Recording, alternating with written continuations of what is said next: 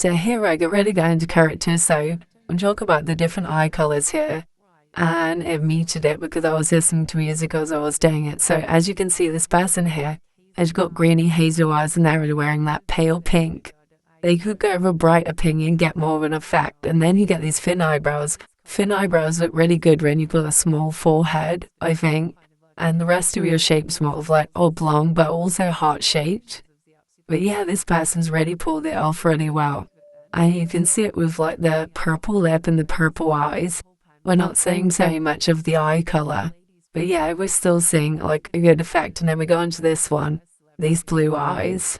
But you can see here, like the eye colour is like a blue eyeshadow, which is making those green eyes let you show a bit more, but they obviously like a darker green. If you had like a green eyeshadow, it's going to wash it out. But the brown lip was added that. And also the pink blusher that's very subtle. No, but she's also got these underlying skin colours, like, so she's like, to me, a spring kind of colour. But obviously makeup can hide that. And then you go to this green, like I said, it washes those green eyes out a little bit, doesn't it? But it's obviously got like that kind of birthday makeup to it. But with cat eyes, I think it's done really well with that white eyeliner.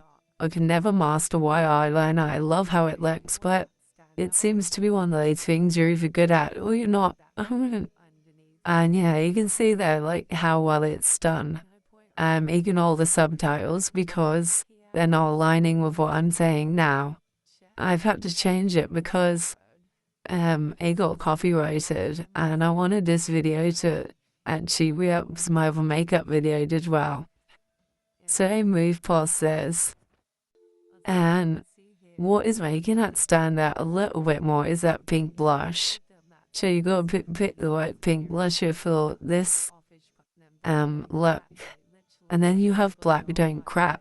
And look, literally wear any boring colours because my little black people are true winters and true winters can wear these colours that the rest of us can't, which I'm so jealous of.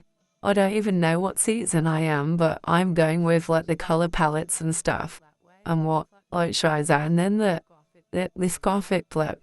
But you can see the way in the photograph it's taken because in some angles like her skin tone would not suit that gothic coloured lipstick because she's a similar colouring to me and I cannot pull it off. Always, maybe I can, but I'm jealous of like the whole good lip liner look because I can't get it like that, guys. I just can't.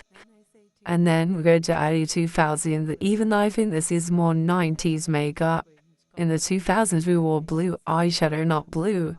I mean blue mascara, but not blue eyeshadow.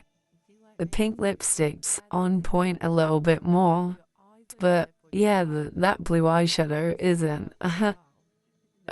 Give me an Angelina Jolie picture. So then choosing your blush, have a look for fair skin. Whereas you get the nicest palette and you see how different olive skin is compared to the medium, dark and fair.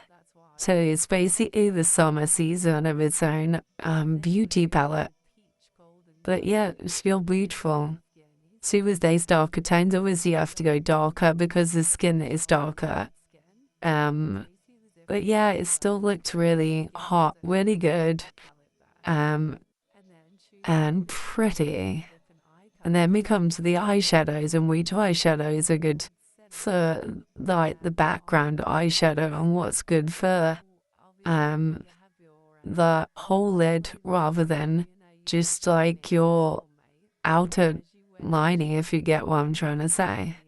Hope you get what I'm trying to say, I really do. Because that's what I'm on about.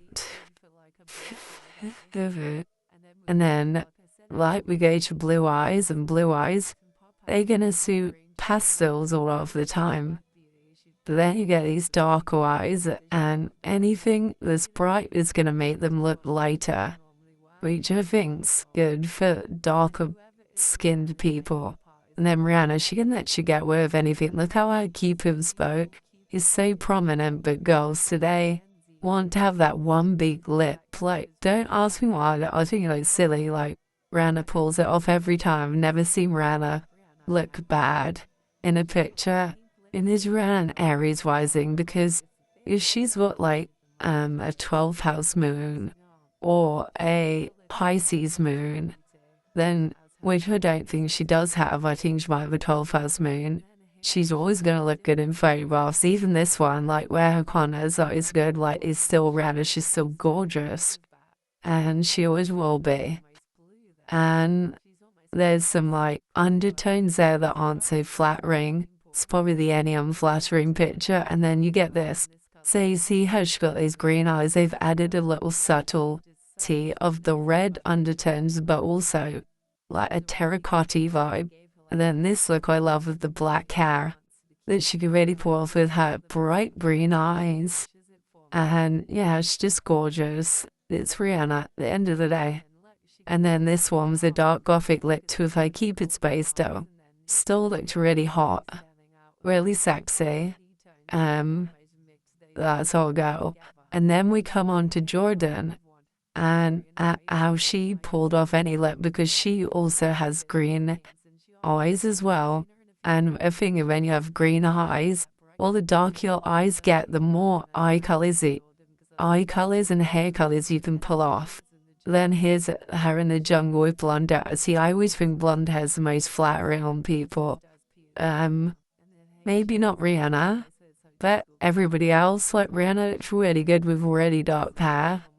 And then here's Katy with lighter hair in her earlier days.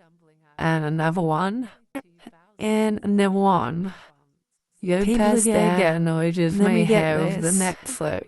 Like Jordan can get away with anything. Like we said, she's got green eyes. When she has that fake tan and then a blue dress to it, it looks even better. And I say 2000, I had a top like that, and like it gave me like a fever dream because I had a pink top just like that. And I would just slap shit down like that all the time. And it's just giving me really good flashback to look at old days of being a 2000s teenager and growing up to all these people and having them as like idols almost. And then we have Katy again. This is the era I've just done in my podcast, and go listen to it. And I'm sorry, I am not a fan of the Beehive of Amy Winehouse and that massive eyeliner. This is the look I love best on her. Sorry to all Miami fans and I've got on my page, but I just think she looks so classically beautiful with her green eyes that she didn't need to do all that to her. And it sort of made her have more of a masculine face, which she has anyway. Kind of like me, like she's got that masculine features. I don't mean that in a nasty way. I mean, look, there's of course she doesn't that, but the eyeliner sharpened her face to make it more that way. So yeah, not the best look, but still.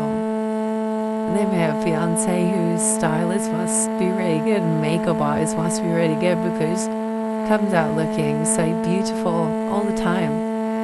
And then we'll come to someone like Tyra Banks, who I don't like. I think she's fake. I don't like how she was with Corinne Steffens when she's exactly the same line of woman. And that's the picture that's going to be added last, because they could Beyonce like she can pull off everything to Taraji.